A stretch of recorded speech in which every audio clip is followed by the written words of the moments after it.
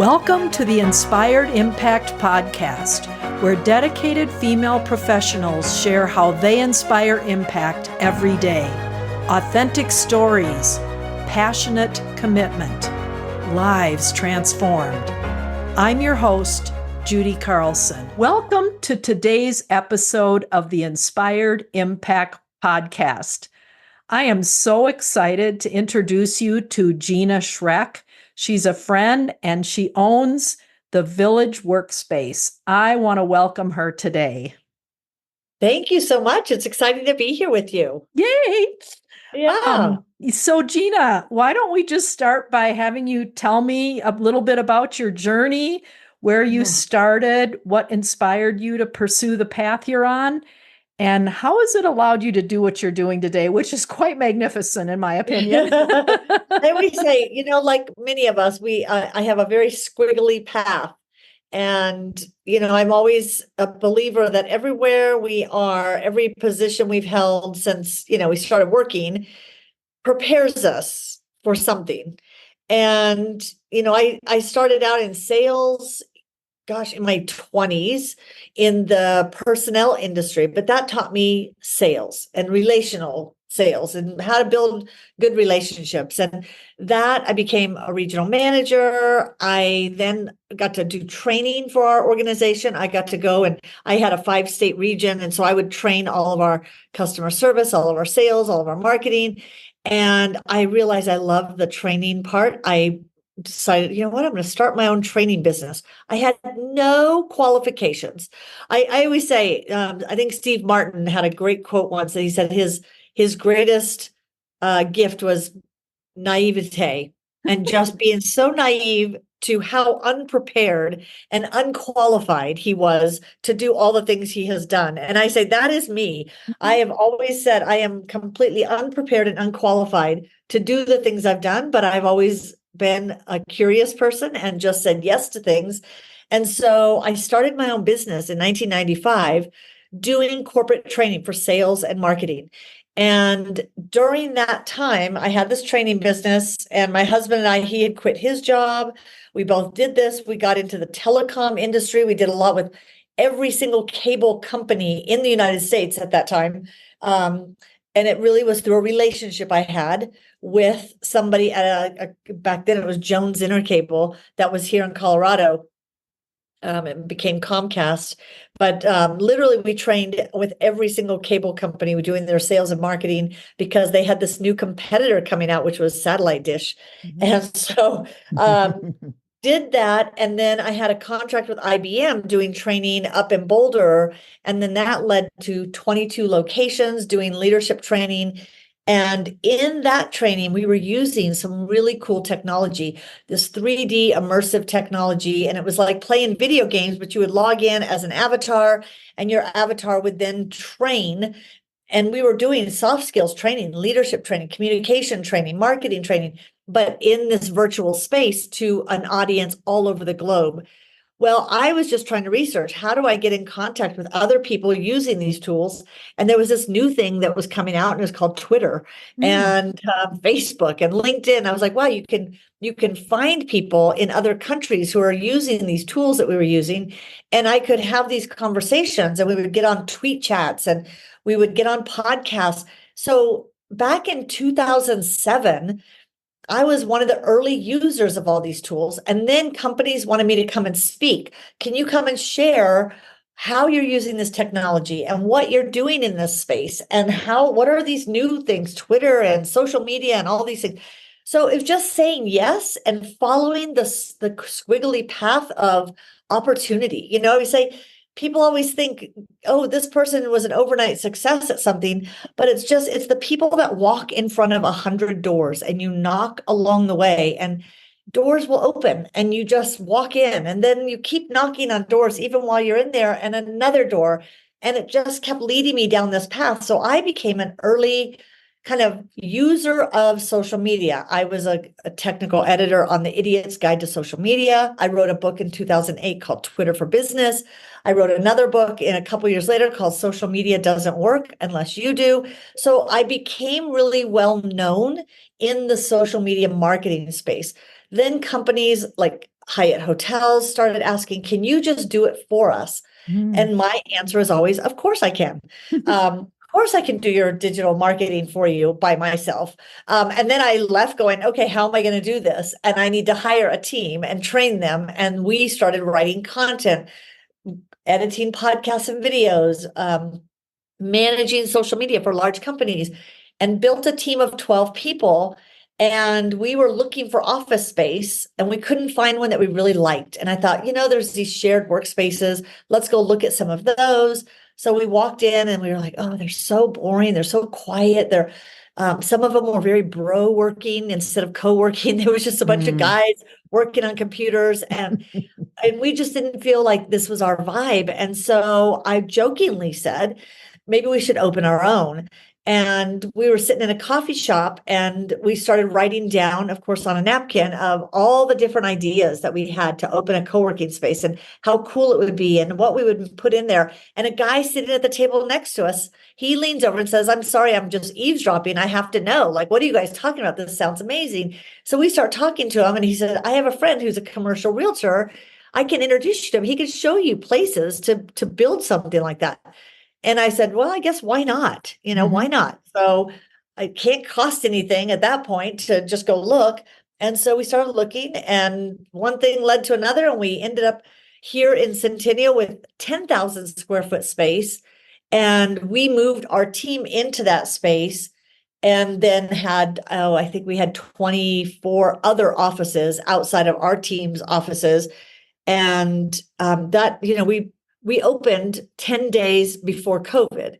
So, I've always been very familiar with adversity. And I think some people, they come up against a challenge and they just retreat or say, I can't do it.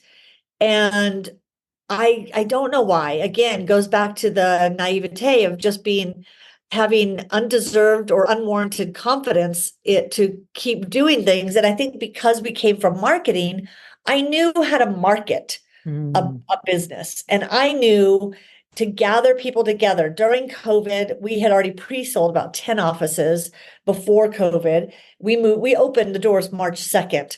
So by March 13th, we're hearing you have to close up. Well, we never had to close because we were a certified mail processing center. We took the mail for different businesses that were in our space. So we had to remain open because of that. And so I was like, well, we're going to come every day. And so other people were like, well, we want to come every day. I need a sense of normalcy. And they would come in and everyone went into their own offices. So we had plenty of space to spread out. Sure. But we started doing things like, let's do a weekly Facebook Live. And we would go live talking about how to market your business during this time. And how do you stay connected with your customers? And we would help our clients that were in here create content, videos, podcasts. We have a podcast studio.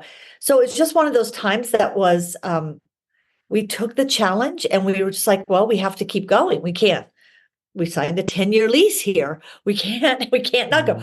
Little by little, people started coming in saying, I can't work from home. My kids are doing school at home. My spouse is at home. My dogs are at home. I need a space.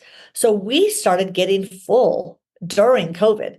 So 2021, we were completely full to the point where we turned our conference rooms that we had into offices because people were coming in and saying, we need an office. And we kept thinking, okay, we're going to have to expand. I sold my marketing agency to a group that was looking to buy a recurring revenue agency. And at that time, I was really struggling to do both. So I said, yes, let's make that happen. So he bought the marketing agency from me. And I looked at how do we expand? And DaVita had 40,000 square feet attached to our space, but they had all been working from home during COVID. So I approached them and said, hey, I noticed that you guys are not coming in anymore. Would you consider subleasing some of your space? And they said, oh no, we're coming back. We're coming back. So we kept thinking, okay, we're gonna have to move somewhere else. We started looking at other locations. And then DaVita came to me and said, you know what? We're not coming back. We're not going to come back to the call center. And would you be interested in taking over the whole 40,000 square feet, which would make it 50,000?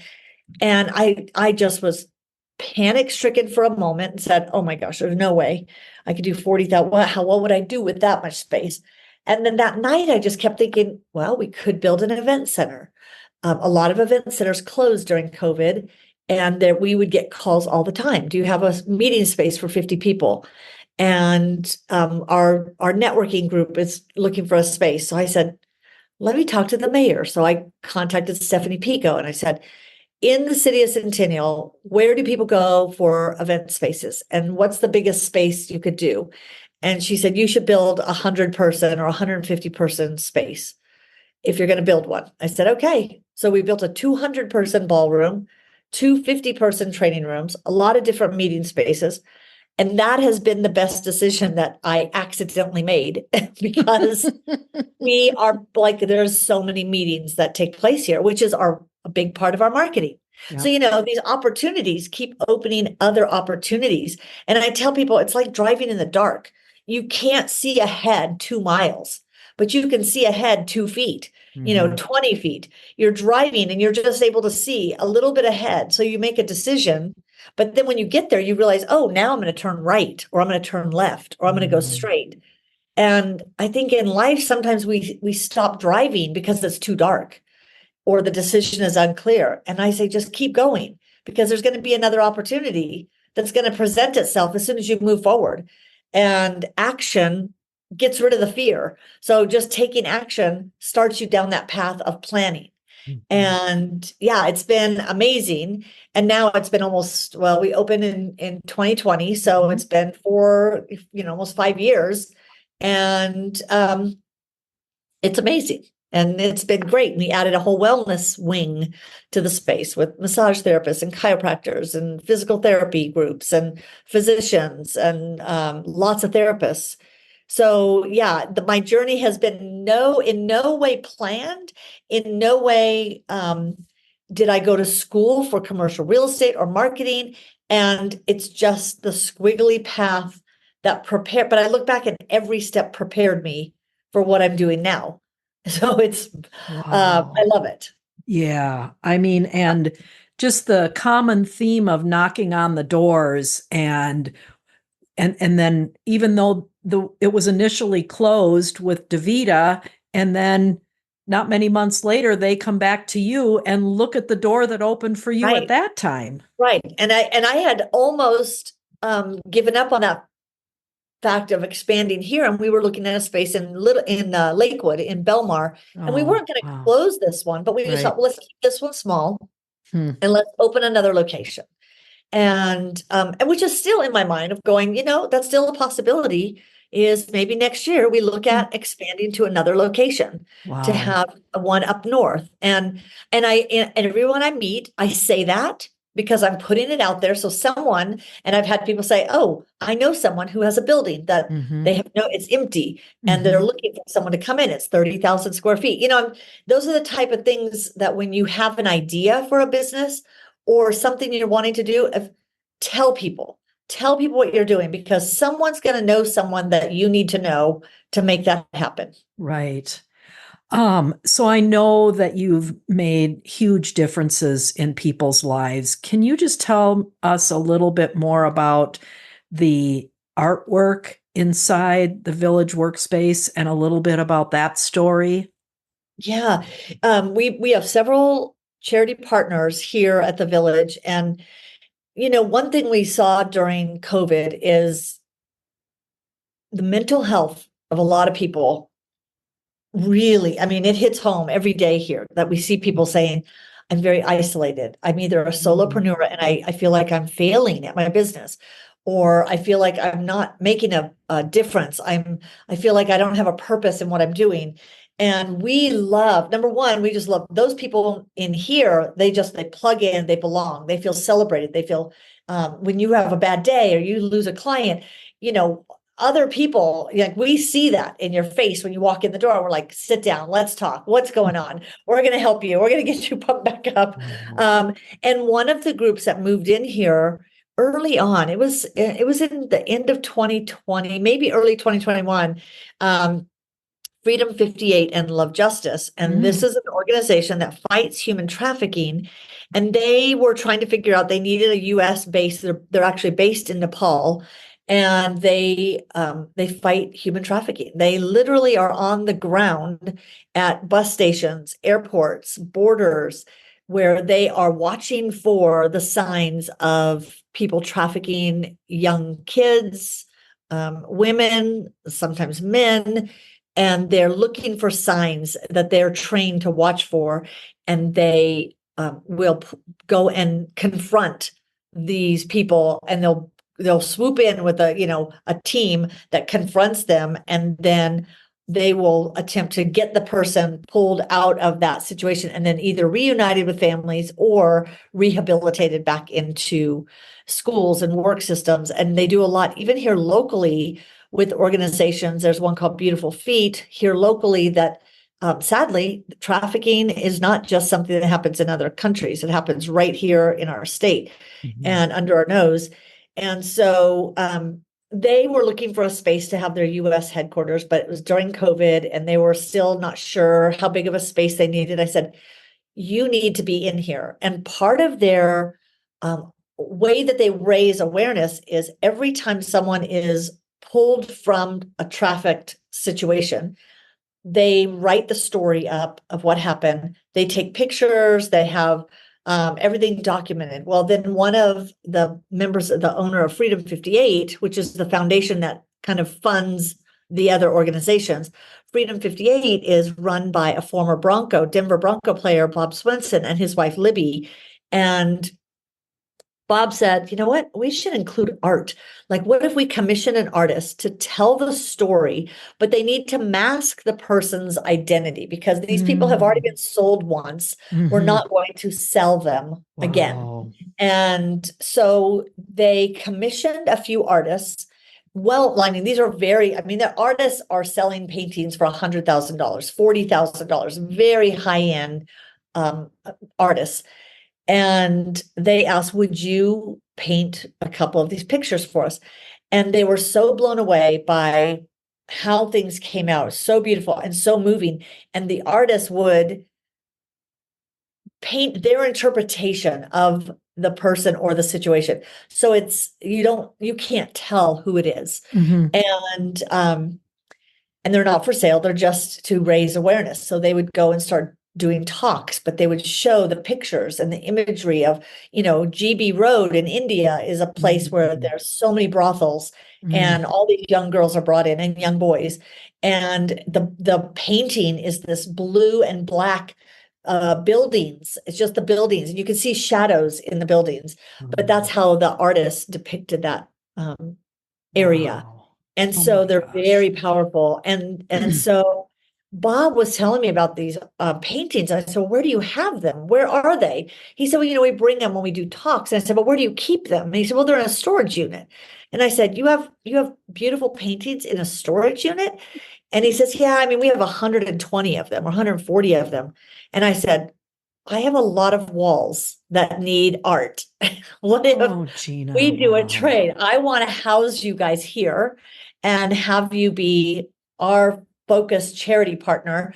And we display the art here. And then we invite the city and we invite corporations and we invite groups in to tour and see the art. And so it's a really cool partnership. But there's so many. We also have a suicide woman who does suicide prevention work.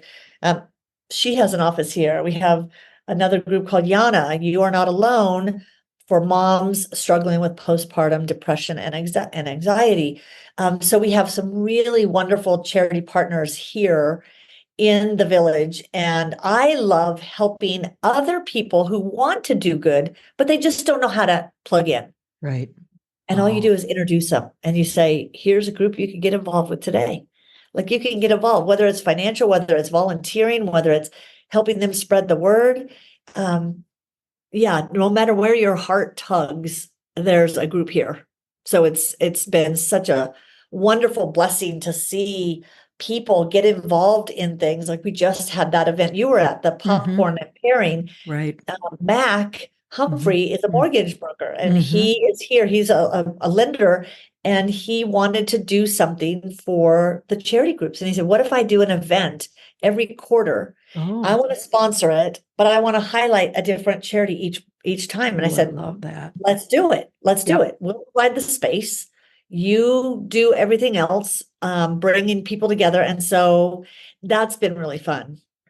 Wow. Yeah, When it's I great. when I talk about inspiring impact, Gina, how far can you keep going? Oh my goodness. Well, I mean, it is one of those things I think it's one of those things we all have more to do Mm-hmm.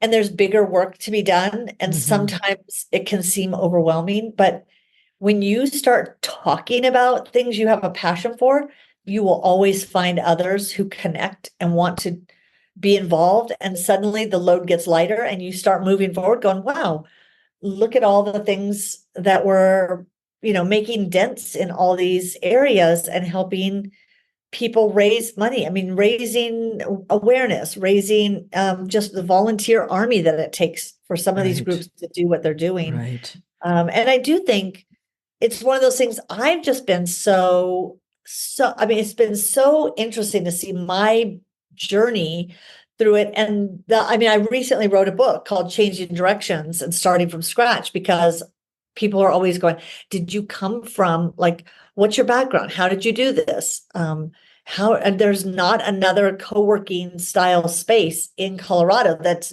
both a wellness and Mhm. work and Mhm. meeting space, Right. and definitely not the size that this one is. And I was just delusional to think I could do it. And, and I think sometimes we have ideas and all of a sudden I think if you hang out with people who are doing bigger things than Yep. you start seeing that the impossible Mm-hmm. is so doable. Right. And things you just thought you could never do are, oh, wait, we just got done doing that. So Mhm. it's Right. it's been great because we inspire each other. Wow. And you've just received with open arms all of the opportunities that have come your way and the impact and the help that you're giving to so many people and the awareness. Wow. As we wrap Yes. up here, Gina, we could keep Yeah, talking. I know we, I we just know. really love chatting with each other. So what would be some ways that people could get involved, contact you, become part of what you've got going at the Village Workspace, all those kinds of things, even getting your book? Yeah. My book you can find it any bookstore or on Amazon. It's just called Changing Directions and Starting from Scratch. You can pretty much just search Gina Schreck, Okay. and you'll see a lot of the places. But I always encourage people, come by the village, just walk in and do an art tour Yep. on your own, self-guided, or Libby's usually here to help answer questions and show you things. Or just come in and say, hey, I want to know more about the nonprofits that work in here Yep. and the different organizations. So you could kind of see, is there something that you want to plug into? If you are feeling isolated and that, that people just don't get you, that you feel like I don't have the support. I'm wanting to do something bigger, but I feel very alone. Come in here and I want to sit down with you and I'm going to plug you in Yep. somewhere. Definitely. Yeah. Wow. Well, this has been so amazing. Another female professional finding their way in their circuitous route, squiggly line. I love that. Yeah. So Very thank you squiggly. so much, Gina, for your Thank time, for you, Judy. inspiring the people that are going to be listening. And we're just really excited to get this out and out to people. It has been a wonderful conversation and it's an honor to be on here with you. Thanks so much, Judy. Thanks, Gina. Thanks so much for joining us for the Inspired Impact podcast. To listen to past episodes, please visit theinspiredImpactPodcast.com.